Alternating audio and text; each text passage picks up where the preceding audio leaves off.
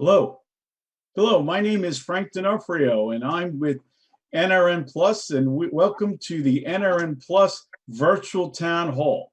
I'm your moderator this evening. My name is Frank D'Onofrio. I'm coming to you live from Maryland with the Republican candidate for Maryland District 2, Tim Fazenbaker.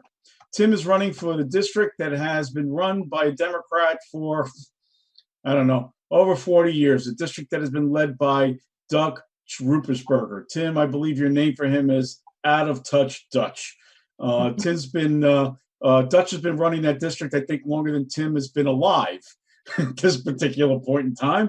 And at this moment, I'd like to introduce you to the candidate and probably a really great Republican, a really great American, Tim Fazenbaker. Tim, how are you? I'm doing well. I'm glad to be here. And yes, we call him Out of Touch Dutch for many reasons. He is not in touch with the people here in this district.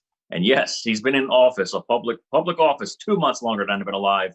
And I'm 42 years old. Oh my God.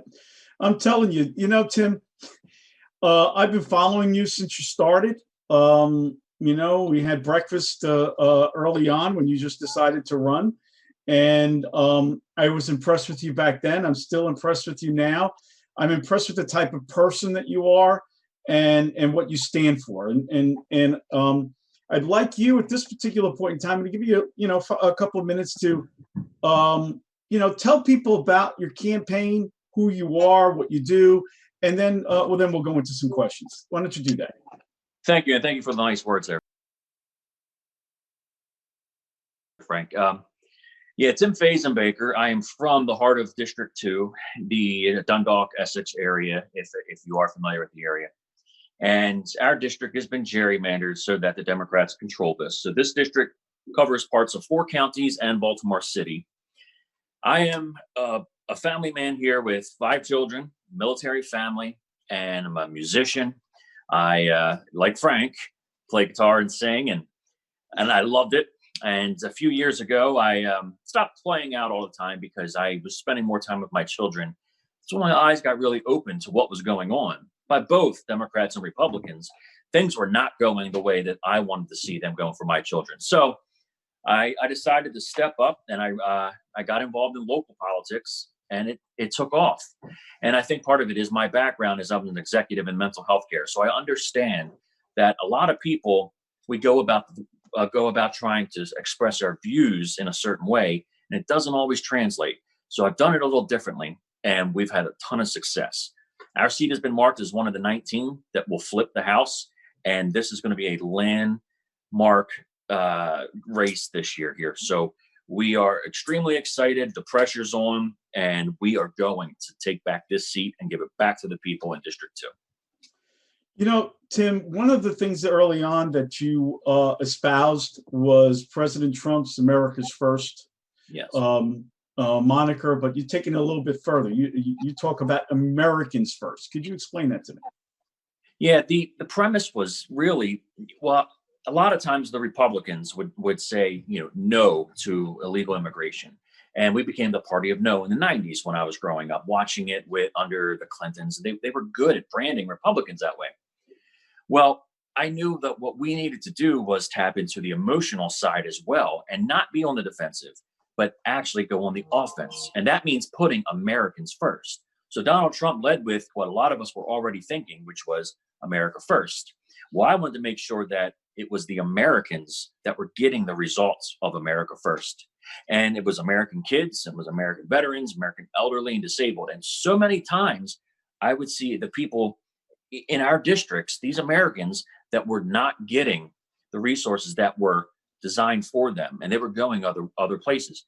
So we created the message really to coming out of what everybody said, to make sure the Americans are coming first, to have a message about unity, which was it doesn't matter what race or background you're from, we're all Americans first and foremost. And that has been a driving message that is resonating within this community and across the country right now.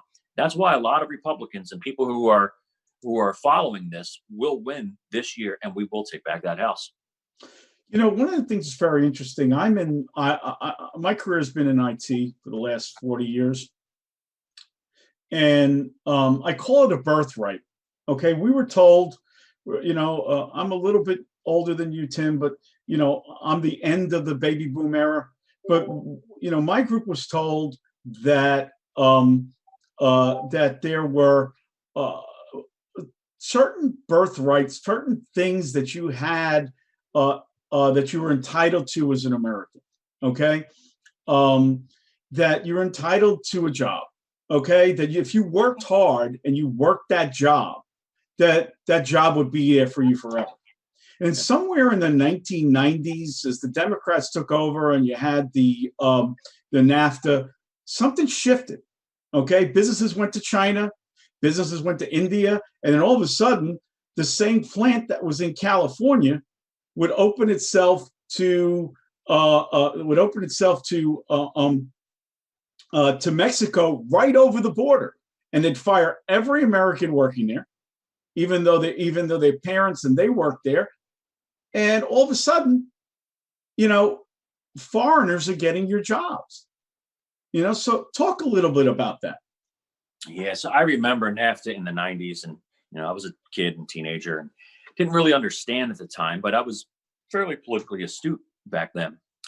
And we saw the effects of what it was. It was globalism. It was a way to combat Americans' greatness and to bring America down a peg. And that's not what this country was founded on. No. People have the God-given right to do whatever you want with your life as long as you don't take away that right from another. And in America, we live by that. And when these other forces, especially for many people who weren't around when the Cold War was there, when the Soviet Union fell, a lot of these anti-Americans and communists joined other movements like the globalist movement, NAFTA type things, where they could actually chip away at the American culture. It was all by design. And it was ultimately some people getting rich and the American person getting screwed. So I always say we have a lesser quality of life for a higher price tag, and that had to change. And it took a couple decades, but we're seeing now the tide switching because Americans are saying we've had enough, and we want back what is ours. We paid into it. Our parents paid into it. We want what is ours, and we want to make a better life for our kids. Before I get into the questions, I'm just gonna focus on one last thing, and that's the something that's near and dear to my heart at this particular point in time. I was unemployed last year for over a year. Okay. And one of the things that I noticed was something called H-1B visas. Okay. And that's another way. So with NAFTA, they sold us on the fact that, well, if we enact NAFTA, right, that's good for our country, right? We're going to bring, jobs to America. Well, the jobs didn't come into America. They went out of America.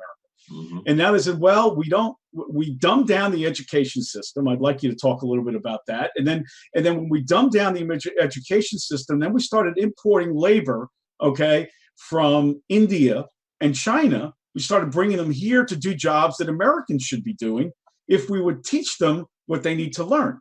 So I'd like you to touch a little bit about, one, because I know you have children, education, and two, about taking our jobs, because last time I looked, we created the IT world. Yeah. So some people know that I have someone on my team that was working for candidate Trump in 2016, who's also in the IT field. And one of his main concerns is always about these H-1B visas. And we spoke about it in length.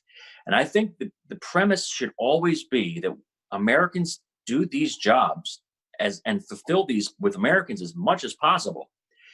And then we supplement with other skilled laborers from around the world when need be.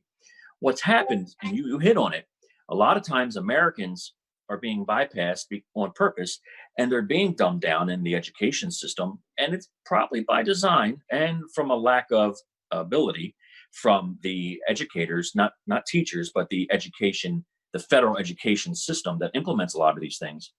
I do have a lot of teachers that work on my campaign as well. Mm-hmm. And what happens is we were sold a bill of goods by saying everybody's got to go to college. I went to college, but I've got great friends that didn't go to college, and they became master electricians and master HVAC people, and they make great money. These are the types of things that we need to be pushing trade school, because Yes. we have so many areas that can be filled with Americans, and Americans are great. We're smart people. We're very energetic and hardworking. We can do these jobs, and we've done them better than most of the people in the world. That's why we need to make sure we continue preparing people for their adult life and their working career. But it all starts with education. And we've seen a decline in education for many generations now, because ultimately the government gets involved, and just like everything, it goes downhill. We need to teach our children how to think critically, instead of teaching them to the book, the way a lot of the indoctrination occurs right now in our school Yeah. system. Yeah. Unfortunately, and it's sad because, you say, oh, okay, what do I have to study for the test? Yes. I was never that way, and unfortunately, though, there are people that do that. I've got some questions that were sent in, and I really would love to. And these are people, by the way, we're coming at you live, okay? So if you want to, if you go to nrn.socialmonials.com/Fazenbaker-text-questions, you can ask your questions. So this comes from Noah Greenberg, and Noah asked, Tim, what would you do to protect businesses here in the district if we suffer more of these government lockdowns? When people like Pelosi make sure big businesses are taken care of, as well as colleges, but small businesses are left to lie in the dust. Small business is what keeps neighborhoods going. Yeah. The Dems in Congress are doing everything to erase our business. They want to put all of our savings into keeping it running. Please talk to me about that question. Yeah, and obviously this is probably the hottest topic in this nation right now, with the lockdowns. And here in Maryland, we've had a some will say an egregious lockdown or stay-at-home order going on. First and foremost, we always need to go off of the Constitution. And a lot of people, and I have to address this first, a lot of people don't care about the Constitution, but what wisdom is an awesome virtue, because these men and ladies back then were wise enough to see what goes on with humans and mankind, and they realized the tyranny and the evil that can come out of men. So they put down these laws to protect us. So there's a reason why they're there. We might not agree with certain things, but right now they're in there. And that's what we have to base everything off of. So first of all, we follow the Constitution, yet we need to be prepared for the safety of others and things like that. There can be a compromise, but people are upset when you see that you can go into a Walmart, but you can't go into a Joe Schmo local business and get the same type of stuff. And then you can have, I have 4 little kids in my house plus my wife. There's 6 of us. There could be 6 people in my house. But now if I go out on a boat, I can only have 2 people. I got to leave 4 people at home. Things don't make sense. The reason why is because the government always has to have a way and get their hands in things. They don't want to let go of power. Power is almost like an aphrodisiac for a lot of people. So we have to find a way to always honor the Constitution first and foremost, and then protect the rights and the safety of people, as well.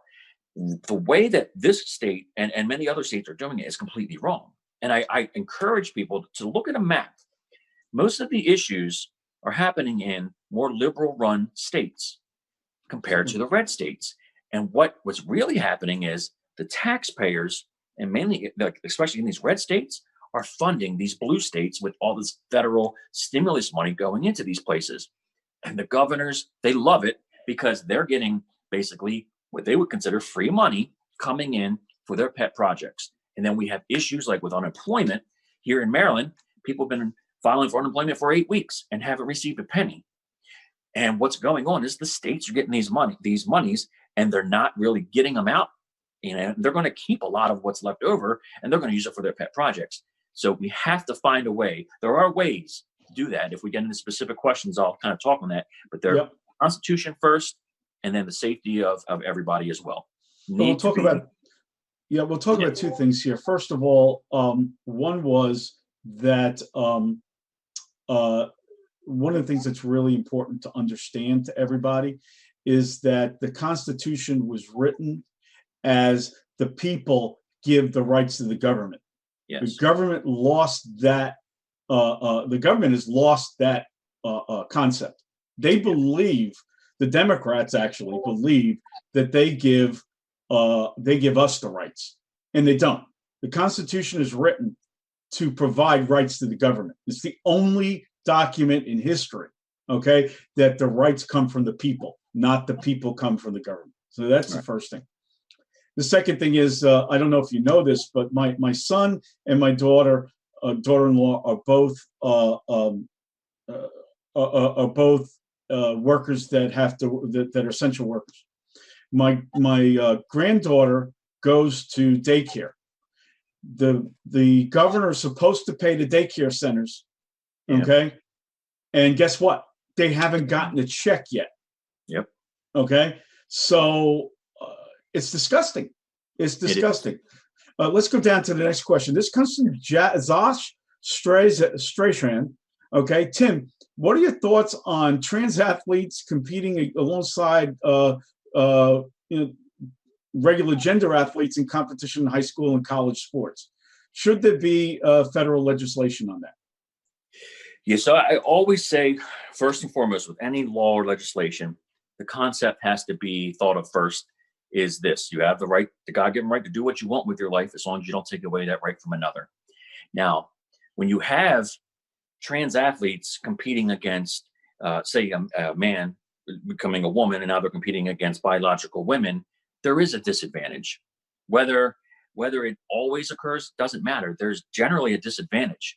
And we see it because there's so many stories now about men who became women are winning these contests against women. And who's suffering? The women in these sports. You know, I think it was Title IX or Title 19. I'm sorry, I'm drawing a blank for a second. That was created so that women could have, their own sports and be funded. And now it's becoming a mockery. So you know what? If trans people want to have their own division, well, let them have their own division, but don't go into a division where where women who are generally in a different physical capability system, that they're gonna have challenges versus going against these trans people. And I always say, you don't see the woman who's transitioning to a man generally dominating the men in the sports. It's always the one way around. I have two little daughters, 3 daughters total, and I want what's right for my daughters and my men and my sons. It's not fair. And the liberal mindset is always about fairness. Well, how is it fair to these ladies and young women that are striving to get college scholarships or anything along those lines? There can be other ways. I think first and foremost is we protect the rights of these young women and women in general before we do anything special rights for anybody else. We must protect the individual rights of everybody before we get into these special rights. I agree. Tim, it's my feeling that we have a lot of these rights to protect those who can't protect themselves. Okay, and that's an important part and thing to look at, because young women, it happened in, I believe, Pennsylvania, where a judge said that a transgender individual can dress in the same locker room as teenage girls. Now, I'm sorry, I just, I don't agree with that. And the bottom line is that if you raise girls, I've raised girls at that age are extremely conscious of their bodies. Okay. And they don't want to be seen. And I know some girls that don't even want to go in a locker room, period. Okay. And to have a transgender in the locker room just is not, in my mind, acceptable. Okay. And you don't have enough spots to have private lockers, showers everywhere. So it's just difficult. That's right. I have a following question. This is from Zalika Bazemore. Zalika's running for mayor for the city of Baltimore. And Zalika says, Tim, what funding bills will you legislate to support Baltimore City small businesses expansion in the West Baltimore communities? How will you provide the mayor of Baltimore City with support for massive revitalization and new needed development? Will you help the mayor of Baltimore City succeed in obtaining at least $2.5 billion of the $10 billion that have been set aside for revitalization in the most deprived cities, decayed cities, Baltimore City being one mentioned by President Trump? Yeah. I love that question. Yes. So Zalika Bazemore is a great person. If she becomes mayor of Baltimore, watch out, because things are really going to get better. Yes. So, and I would love to work alongside someone like Zalika. Zalika and I have had some conversations, and we agree. It's, Baltimore has been a very cultural city. We had a street that, you had Germantown and Little Italy and Greek Town, and it's been pride. The pride in Baltimore was always around, that we had our uniqueness, but we were one. We were Baltimore, Right. And it's that American first mentality, and it's not there anymore. And it's been eroded, and we've seen Baltimore now in the news for all the wrong reasons, and it hurts us Baltimoreans to see that. We want to do the right thing for Baltimore. So the liberal mindset, the socialists have had Baltimore for 70 years, and it's just been eroding, and it's almost a laughing stock of the city. I hate to say it. I mean, of the country. Yes. So plans that I've had for Baltimore is really, we've lost our infrastructure, we've lost our education. And it was kind of what we were talking about earlier. What we need to do first is fix the education system. Now, Baltimore, I believe, is the third highest funded system in the entire nation, and the results are terrible. It's not the money; it's the way that we're teaching children, and it has to change. There has to be we got to push to have intact families as much as possible. And it can work with different families, but when you push that there's the traditional family is no good, then you get a lot more issues that are going on in inner city and suburbs. So we have to teach it. We have to teach critical thinking, responsibility, hard work, and then you have a great workforce when you have that. And then what happens? People want to come into your city and put a big plant and put a big industry. And we see it happen all the time now, where the high-tech industry and a lot of big pharma type stuff happens outside of Baltimore down towards DC, but they don't come to Baltimore. It's because they don't trust a couple of things. They don't think it's safe. They don't think there's a strong enough workforce. Whether they're right or wrong, that's what happens. And it's happening in other parts around Baltimore where it's following that same path. So what we need to do is invest into properly educating our children, having a strong workforce, and then we can bring in these types of businesses. I'm willing to work with any type of legislation or bill to help get these businesses in here, but I will not go for corporate welfare, which we do see a lot of times disguised as capitalism, which it's not. And it happens here with all kinds of governments saying, hey, come in, we'll get a tax base, and they're usually lower paying jobs. So with Zalika, yes, or whomever will be mayor, hopefully it'll be Zalika, that is a major focus of mine. It's, I have parts of Baltimore in this district, but most of the district feels like they're Baltimore. It's very close. And it's a great question. Yeah, and you know what? And here's the point: we have some of the greatest universities in our backyard. Okay, and I really believe that if the universities were brought in, to the equation and said, listen, let's have some of your brightest minds work with our teachers and figure this out. We could make Baltimore, I'm only 30 minutes from downtown Baltimore. We could make Baltimore the shining city on the hill that it once was. Yeah. And when you talk about the ethnic, listen, I grew up Italian American, bottom line, Italian American, and but I was Italian American, the American never left me. I never thought of myself as Italian. I'll tell you, I go out to Italy, I stick out like a sore thumb. I'm an American.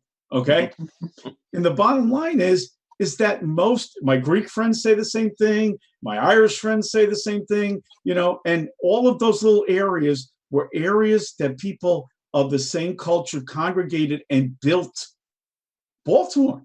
Yeah. They built Baltimore.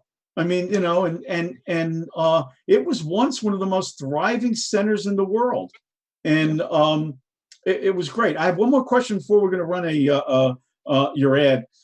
This comes from Morty Madelbaum, and Tim, what are some ways that you would fight anti-Semitism in Baltimore? Yeah, thank you for that question, Morty. It's a big question.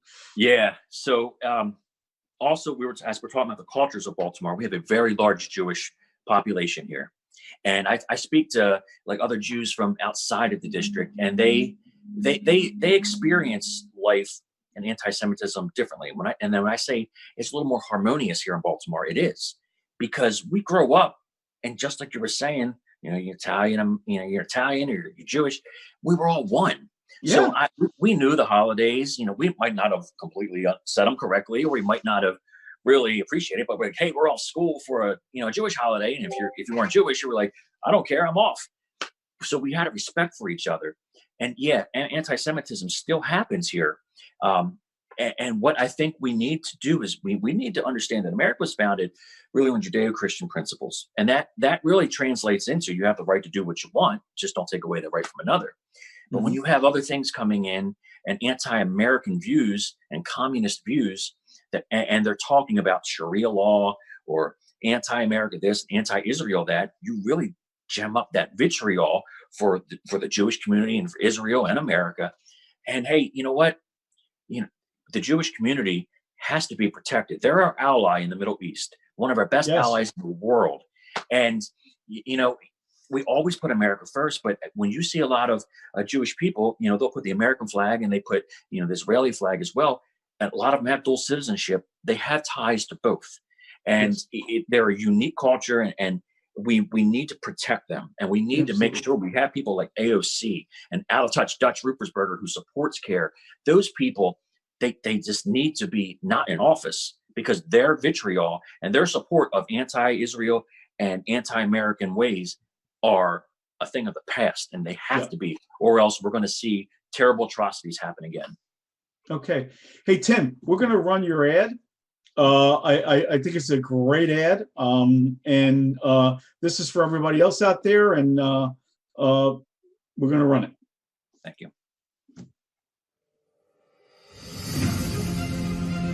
I'm Tim Fazenbaker, born and raised right here in the heart of the 2nd District.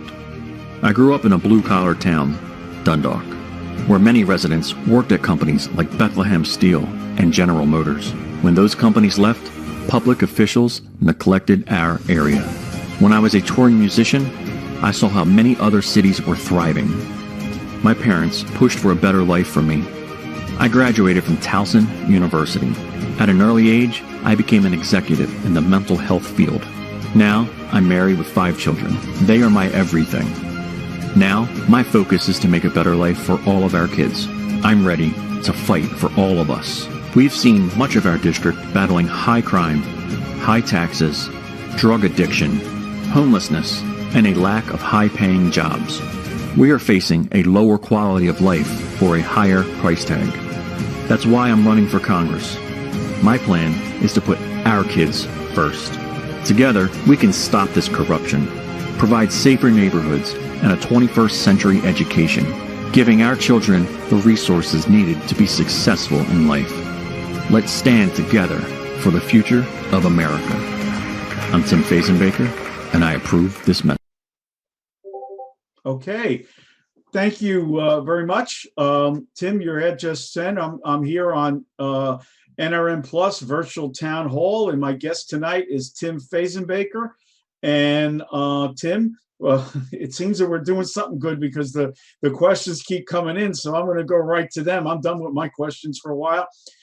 This is from Tabitha Little. Tim, please help me figure out how I can work a job paid for by a grant, but my hours and pay were cut, and no one can explain where the rest of the money is going, nor can I collect unemployment or the CARE Act to help supplement to take care of my children who I now have to teach, and bills that have increased because we have 5 computers running at once. I'm at my wit's end.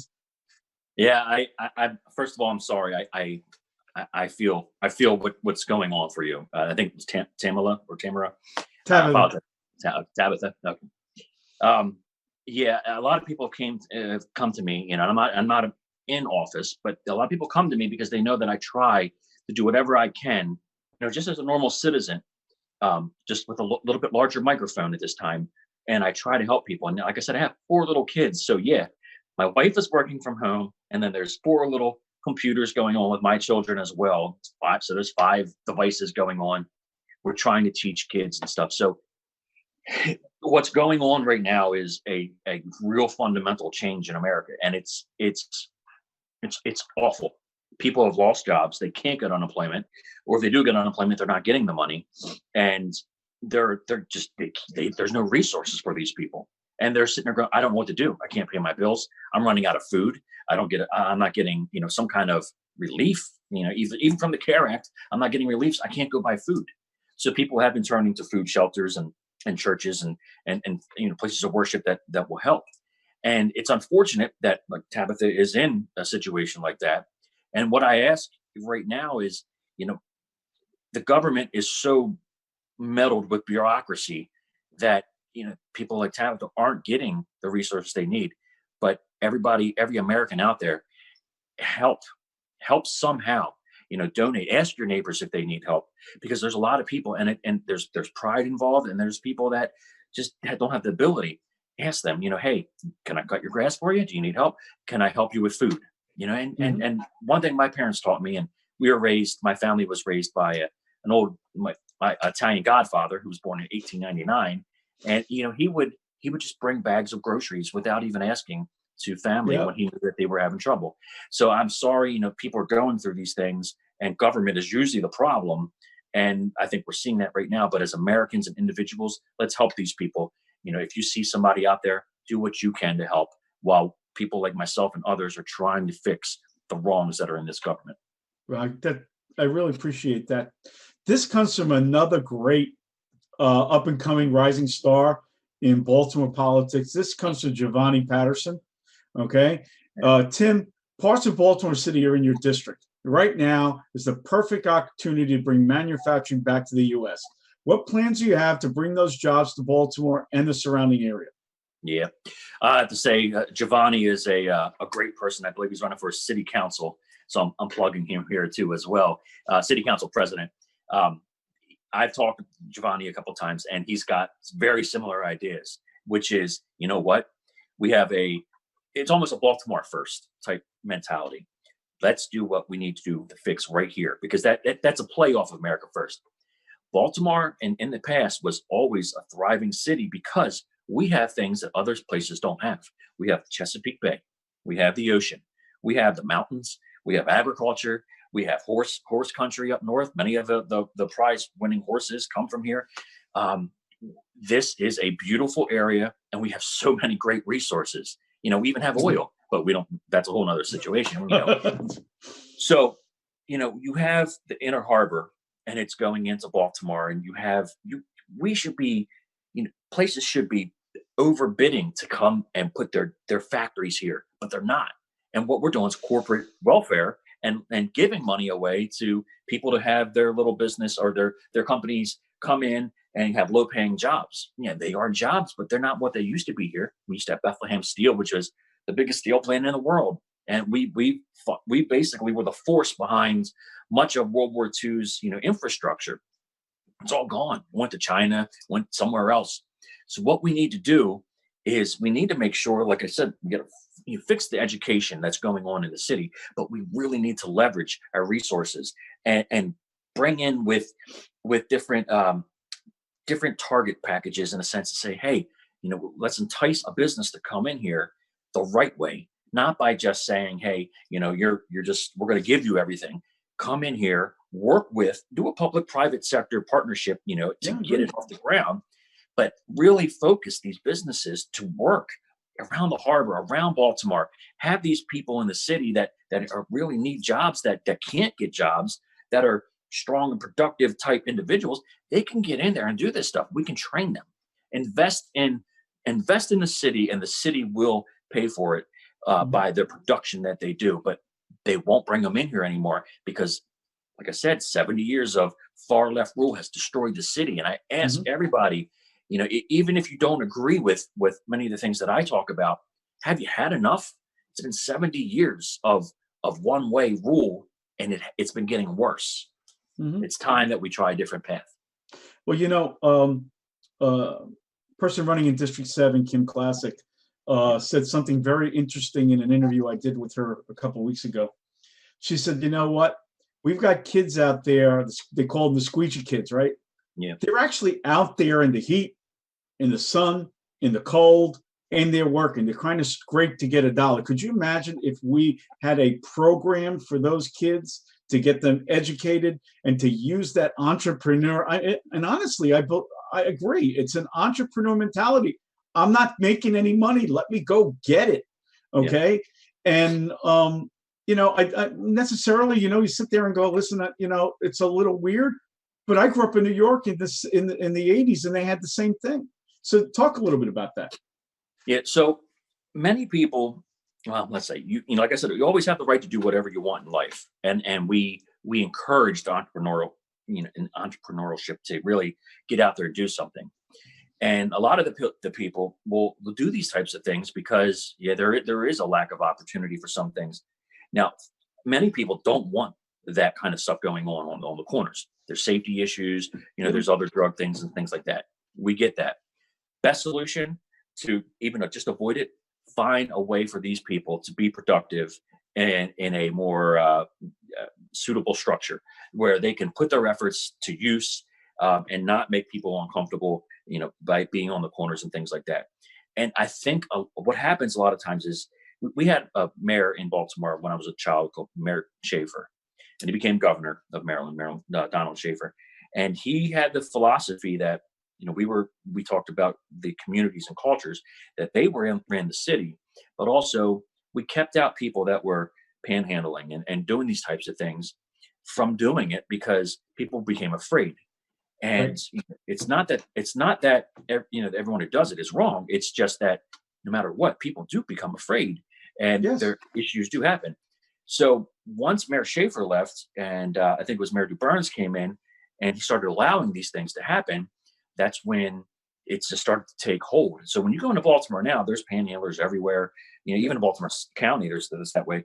And there's the squeegee kids and stuff. Let's find another outlet for these Absolutely. young people to be productive. So that they're paying into the tax system, and Yes. that they have a structure to move towards. Yep. Okay, this is from Dennis Cash. Tim, I would like to know if you're going to be a bipartisan politician that'll work across party lines to help better the country. I would also like to see if you'd be willing to establish a panel of combat vets from Baltimore County to help the suicide rate go down. Yeah, thank you, Dennis, for that question, and I'm glad that came up. I'm very pro-veteran. I've been endorsed by Veterans for Trump, and I was very proud of that. I worked very hard on trying to restore Fort Howard Hospital, which was designed for veterans, and it's one of two hospitals now that are not going back to veterans. It's going to private use. The other happens to be in California. So, like I said, I'm part of a military family, and it's one of the major focuses of who I am. It's to make sure we take care of those who've taken care of us. So yes, I will do anything to make sure our veterans have exactly what they need, and I will fight to make sure that happens, and not just blow smoke like a lot of Mhm. politicians do. I will fight for those who fight for us. Um, Baltimore County we have a lot of veterans as well, and I'm in a historic area where I live. I'm in Sparrows Point, which is basically Fort Howard, has a lot of history with the Revolutionary War and War of 1812. So we really appreciate those there. The first part of that question about being bipartisan, I look at it like this: I'm a conservative individual. So when people ask me, what's your political stance, I'm conservative. And I will always say that. I've always said I'm an American, conservative, and then Republican, because the party doesn't matter to me. It does in the fact that most on the Democrat side are going extremely far left, and I want nothing to do with that. But instead of thinking about how to be bipartisan, think about how to lead.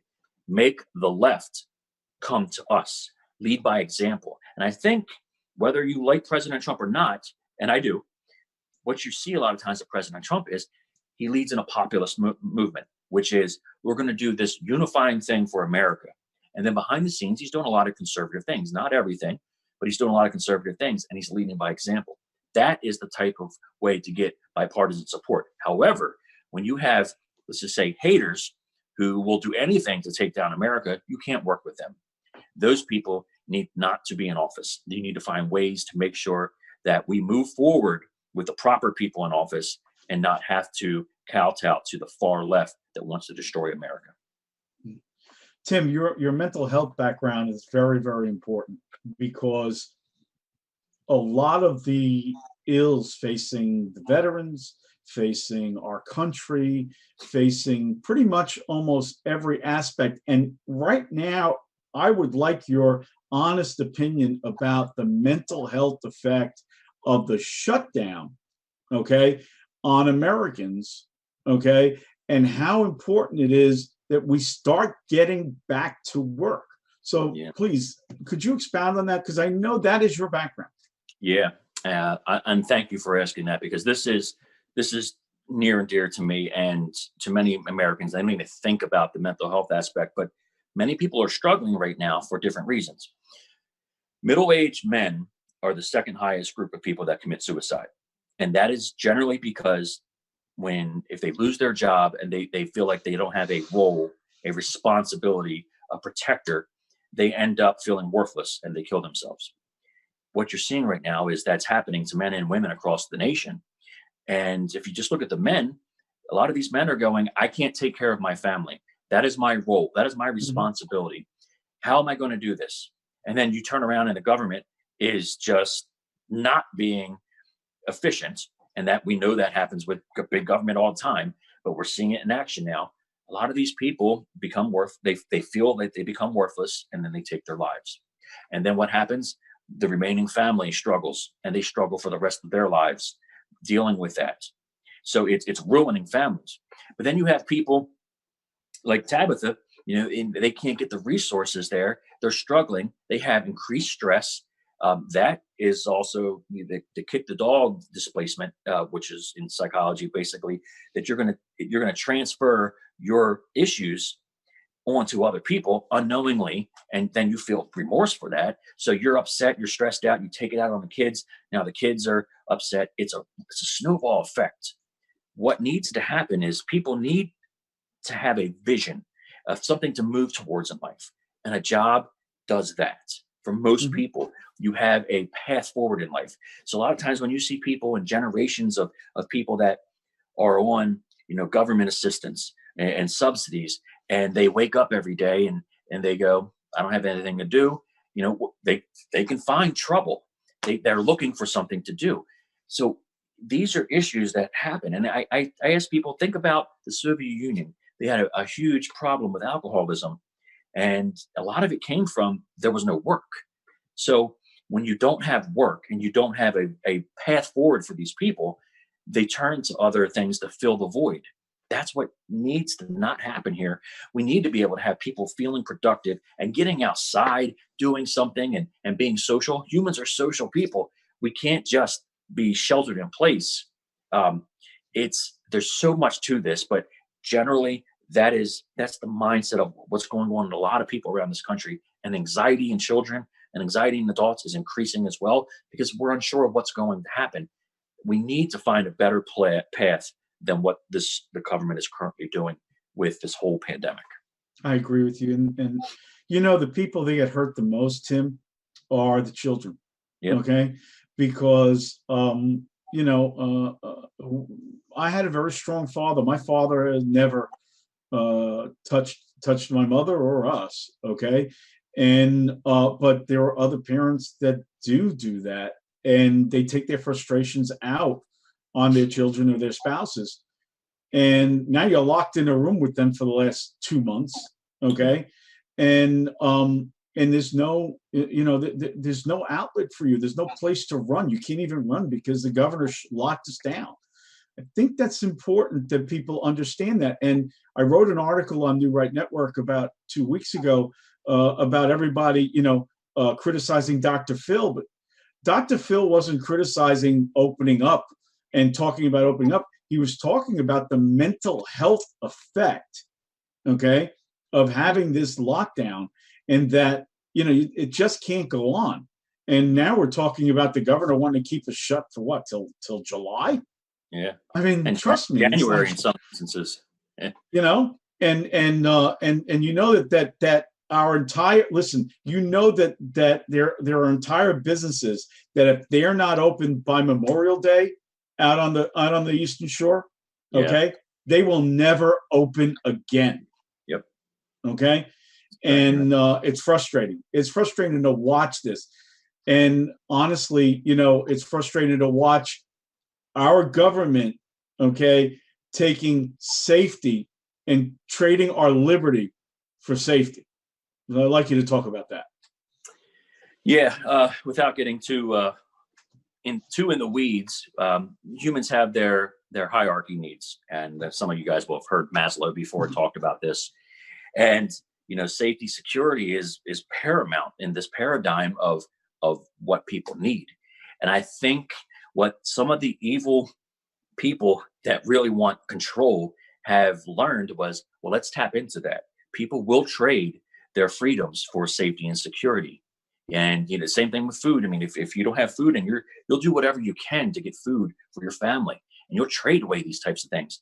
And that's what I'm afraid we're seeing. People are giving away their rights because they're scared, and it's a mental health tactic to mess with people and say, hey, we're going to provide for you. We're going to keep you safe. Even if the results aren't there, the media has perpetuated this to say, hey, this is bigger than what, we got to be careful. Yes, it is an extreme issue, and it's taken lives of many people. And people, even at some of my events, I've known a couple of people that have caught this, but I think it's being used as a weapon to mess with people's mentality so that they can chip away at our rights in general, chip away at America. And, I ask people this a lot. If you think about, why does everybody always want to take down America? Now, America's done some things that are wrong, yes, but America was the first type of nation that really was built on this individual freedoms, and that the government was ruled by the people. And they don't want that, because mankind's mentality is, we're going to control, and then there's going to be people that are subordinates. And that's why they want to chip away at it, because America has been such a strong force for good in the history of this world that they don't want that. They want what has always been, the kings and the tyrants. So I ask everybody, yeah, if you're scared, I understand. It's natural to be scared, but look at the grand plan and look at the grand scheme. Don't trade away your rights for security and freedom. I mean, for security and safety. There has to be a balance between us. Tim, you and I both have friends and dear friends that are Jewish, the Jewish faith, and there's two questions here. One is one is a question about the the anti-Semitism, but the other is the question of, you now can see, okay, why so many people just streamed onto trains, okay, in Nazi Germany, okay. Yep. And just got on the trains because they were told to. Yeah. The difference between, however, what people don't understand is the mentality of America versus the mentality of Nazi Germany, of German people. When you tell them what to do, they usually do what you tell them. Whereas I know a lot of Americans don't normally do what you tell them to do. Okay. They're always going, hey, no, what about that? I always think about Captain Kirk in Star Trek going, excuse me, but that's a typical American ideal. And I think you need to talk about that too. Yeah. So America was founded by many, many great cultures came into America and founded it. And it was that idea of America is free and individual. And at the same time, it was collective, but it was, you had rights first. And people were fleeing areas, like England, where you didn't have freedoms for religion and certain things, and other parts of the world, they were coming here for freedom. And we saw that even after during World War II, people were fleeing persecution and things like that, and they come here and they realize it's ingrained in America and Americans that you have the right to question authority and challenge, because authority is not always right. There's a lot of evil that happens with that. So it's great to be an American, because you have the mindset that I'm going to question what's going on, and I'm going to make sure that what's going on is right. But what happens many times, and there's been other psychological experiments where somebody they go along to get along, and they think they got to do the right thing even if they know it's the wrong thing, and it just snowballs. And that is what happens in many Nazi Germany did that. Many people, they knew it was wrong, but they did it anyway because everybody else was doing it. You don't want to be the odd person out, and then you just kind of start going with it. That's what could happen here. And we've seen it with a lot of mayors. I think de Blasio up in New York even said, hey, tell on them, be the tattletale. I got 8 million people that will tell on you for doing the wrong thing. Growing up, we always heard, who did that? Communist Russia, Communist Soviet Union. Tell on other people, and then people would get killed and not be seen again. You did it in Nazi Germany and probably in fascist Italy. It's in the individual. It goes, okay, we are Americans, but what America first really means is you have to take care of yourself. If you can do that, you can take care of a family.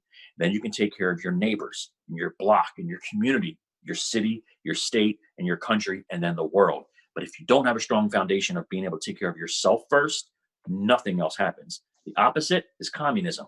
Only a few people run everything for everybody. And we always know how that turns out. Always for the worst.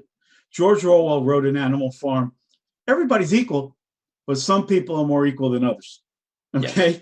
And, and I use an example, Alexandria Ocasio-Cortez, who our friend John Cummings is running against in New York. Okay. Yep. And, she's against charter schools. It's horrible. The most horrible thing in the world is charter schools. But her goddaughter needed to get into a charter school. She made sure her goddaughter got into that charter school. Yeah. Okay. Many people don't know that Nancy Pelosi is from Baltimore, and her family were mayors and just politically active in Baltimore. And I'm glad you brought this up, because recently, within this past week, we have a school, the Institute of Notre Dame, which is in Little Italy, and it's been in existence, I believe, 180 years. And many of my friends have went there, and their number one alumni happens to be Nancy Pelosi. The school just recently closed, and it's been surrounded by areas of crime and things like that over the years. But it wasn't like that in its original past. Nancy Pelosi did not step up and do anything to save that school.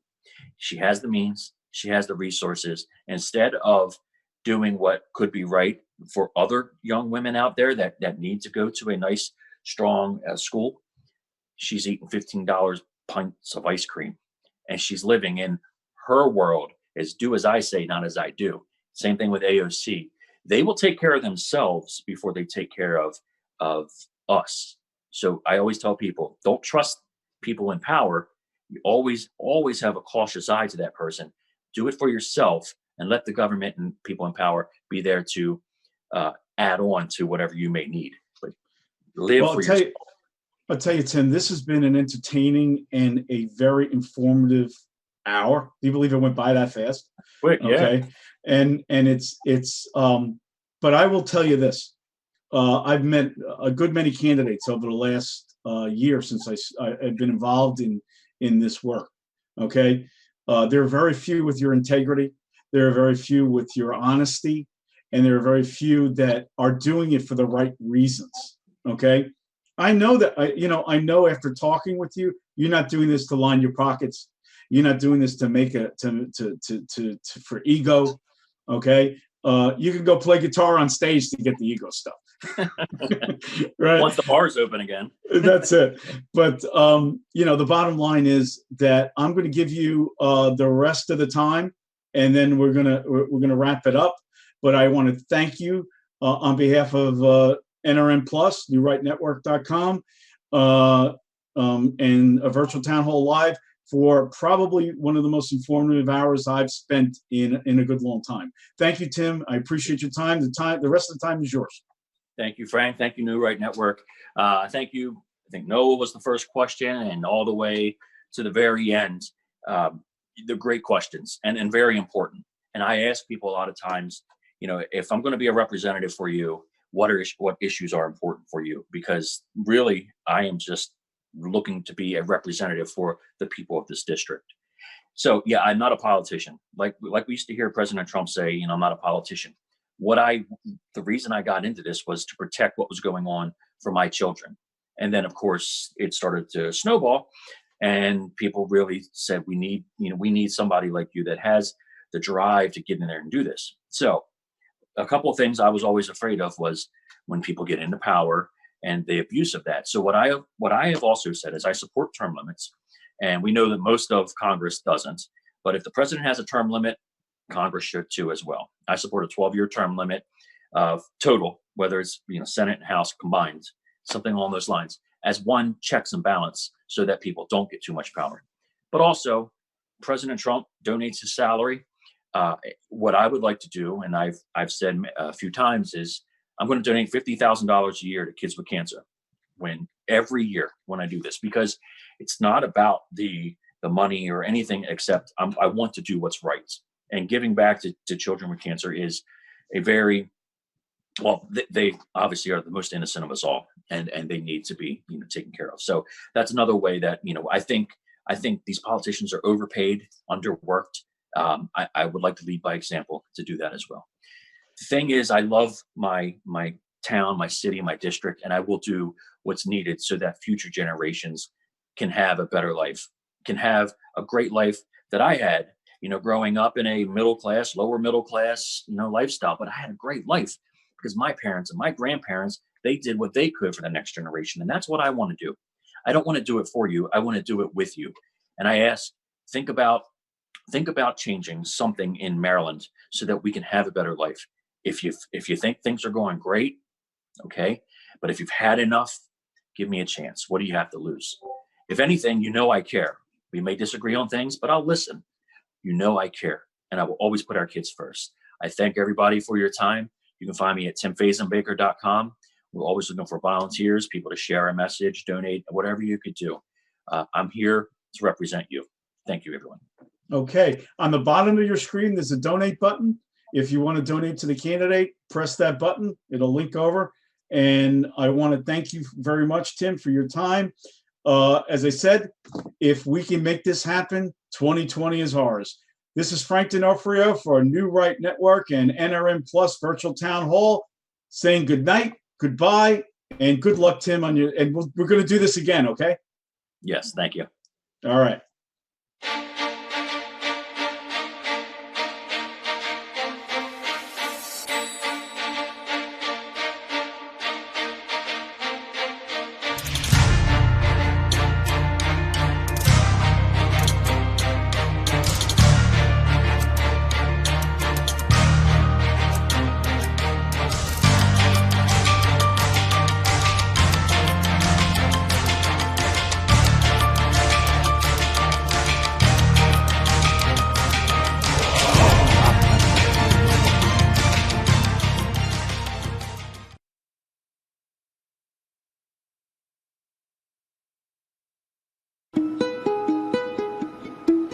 For what seems like the first time ever, we've all gone from 60 to 0.